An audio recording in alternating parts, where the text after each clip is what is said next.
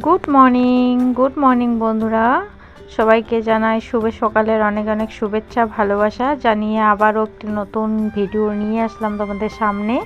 আজকে হচ্ছে সোমবার আর আমাদের সকালটা সোমবারের ব্যস্ততার মধ্যে দিয়ে কাটবে।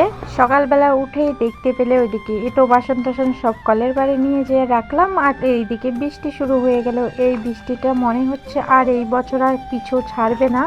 তো বৃষ্টি হলে আর কি করা আছে, আমাদের তো থেমে থাকলে হবে না। আমরা যেহেতু গ্রামের মেয়ে বলো বা বউ বলো, তো আমাদের তো কাজ করতেই হবে। বৃষ্টির সঙ্গে সঙ্গে বসে থাকবো সেটা তো হবে না, তার জন্য কিন্তু কাজ করতে লেগে পড়েছে। এদিকে বৃষ্টির কাজ করুক আর আমি কিন্তু আমার কাজে লেগে পড়েছি। আর সকালবেলা বাড়ির এখনও কেউ উঠেনি, আমি একাই উঠে পড়েছি। কালকে মা সকালবেলা উঠে পড়েছে একাই, আর আজকে আমি পড়েছি। হয়তো মার শরীরটা খারাপ, তার জন্য কিন্তু মা শুয়ে আছে। মার শরীর ভালো থাকলে কিন্তু মা সকাল সকালে উঠে পড়ে। আর এইদিকে আমি দেখো উনানটাও লেপে নিচ্ছে। আজকে তো সোমবার, নিরামিষ খাওয়া হবে, তার জন্য কিন্তু সমস্ত কিছু মুছে ধুয়ে পরিষ্কার করতে হবে। তো এদিকে উনানটা লেপা মুছা করে তারপরে কিন্তু আমি গ্যাসটা মুছতে চলে এসেছি। আর এইদিকে কিন্তু আমার মা আর আমার ছোট মেয়ে ঘুম থেকে উঠে পড়েছে। ছোট মেয়ে কিন্তু একটু ঘুম থেকে তাড়াতাড়ি উঠে পড়ে, আর বড় মেয়ে কিন্তু একটু লেটেই ঘুম থেকে উঠে। তো উঠে পড়েছে, ওরা বাইরে বসে আছে। আর বৃষ্টিটাও কিন্তু এদিকে কমে গেছে, মানে আমার কাজ করতে করতে বৃষ্টি কমে গেছে। বৃষ্টি কারণ বেশি সময় ছিল না, অল্প সময়ের জন্য বৃষ্টিটা হয়েছে, কিন্তু ভালোই বৃষ্টি হয়েছে। তো এদিকে সমস্ত কিছু মুছামুছি করে তারপরে কিন্তু ঘরটাও আমি মুছে নেব। আর ঘরটার দেখো অবস্থা একদম মানে বালু আর বালু, মাটি বলতে চলে। কারণ আমরা যেহেতু গ্রামে থাকি, সবসময় জুতো পরে ঘরে ঢোকা হয় না, তার জন্য কিন্তু অনেকটাই নোংরা হয়।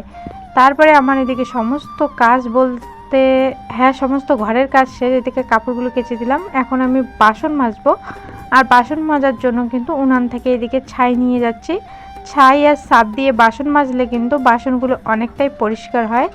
আর এইদিকে দেখো আমার বাসন এক ঢিপ বাসন মাজা কমপ্লিট, এখন আমি ধুয়ে নিচ্ছি। আর মানে হাঁড়ি আর ওই যে কড়াইগুলো দেখছো, ওগুলো এখনও মাজেনি, যেহেতু ওগুলোতে মানে কাজল আছে, মানে কালি আছে, তার জন্য কিন্তু ওগুলো মাজেনি। আগে এই বাসন কোসনগুলো ধুয়ে রেখে দেই জায়গায়, তারপরে কিন্তু ওই কালি বাসনগুলো আমি মেজে নেব। তো বন্ধুরা, সব বাসি কাজ শেষ করে ব্রাশ করলাম, মুখ ধুলাম। মা চান করছে, মার চান হয়ে গেলে আমিও চান করে নেব। আর ঠাকুরদাদা চা করছে, চাটা খেয়েই একবারে চান করে নেব। তো চলো ভিডিওটা দেখতে থাকো, আশা করি ভালো লাগবে। আমি মাঠে আসলাম, মাঠে না শিরশির করে হাওয়া দিচ্ছে, আমাদের দরজাটা দিয়ে হাওয়াটা আসছে, খুব ভালো লাগছে এখানে দাঁড়িয়ে থেকে। চান করে যে তোমাদের সামনে আসবো সেটার আর সময় পাইনি, কারণ ঘড়ির কাঁটা এখন বাজে 9:45। আমার হাতে 15 মিনিট টাইম আছে। এই 15 মিনিট টাইমে আমাকে সব কিছু করতে হবে। তো এদিকে বাসি ফুলগুলো ফেলিয়ে দিলাম, আর তারপরে কিন্তু ওইদিকে আমি মানে সমস্ত ঠাকুর টুকুর লেপে তারপরে চলে আসলাম ফুল তুলতে। আর ফুল তুলতে তো কোথাও যেতে হয় না, আমাদের বাড়ির গাছ দিয়েই কিন্তু সমস্ত ঠাকুরকে পুজো দেওয়া হয়ে যায়। আর আমি কিন্তু পুজো দেওয়ার একদমই টাইম পাইনি, সব কিছু রেডি করে রেখে দিয়েছি। যে রেডি হলাম, রেডি হয়ে যাচ্ছি স্কুলের টাইম হয়ে গেছে, 10টা 15 বাজে। এই রাস্তাটা যেতে হবে, পুজো দেওয়ার টাইম নেই, শুধু সমস্ত কিছু রেডি করে রাখলাম, এসে পুজো দেব। তো চাটা কিচ্ছু খাইনি, একটু জলও মুখে দেয়নি, এরকম করেই যাচ্ছি, টাইম নেই যেহেতু। আর চা খেতে ইচ্ছে করছে না, তার জন্য চা খাইনি। তো চলো যাওয়া যাক। মেয়েকে স্কুলে দিয়ে এসেছি, দিয়ে এসে তারপরে কিন্তু আমি এদিকে পুজো দিতে লেগে পড়েছি। যেহেতু সমস্ত কিছু রেডি করা ছিল, পুজো দিতে একটা বেশিক্ষণ সময় লাগেনি, মানে কম সময়ের মধ্যে কিন্তু ঠাকুর পুজো দেওয়া হয়ে গেছে। এই যে ফুল জলটা দিচ্ছে, এই ফুল জলটা দেওয়ারই আমার টাইম ছিল না। আর ছোটো মেয়ে দেখো আমার পিছনে পিছনে ঘুরছে, ও না ঘুমাবে।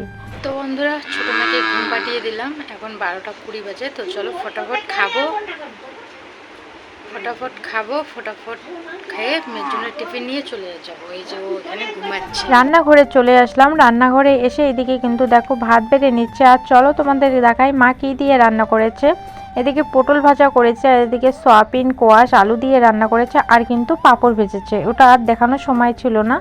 আর তারপরে ফিরে আসলাম একদম সন্ধ্যাবেলা। পরে আর কোনো রকম ভিডিও করিনি, ভালো লাগছিল না তার জন্য। তো দেখো আজকে যেহেতু সোমবার, এদিকে দেখো ধুনুচি দিয়ে নিচ্ছে, সারা বাড়িতে ধুনুচি দিয়ে তারপরে কিন্তু এদিকে ঠাকুরকেও দিয়ে দিচ্ছে। ঠাকুরকে আগে দিয়েছি, দেখো আমার সন্ধ্যাবাতি দেওয়া হয়ে গেছে।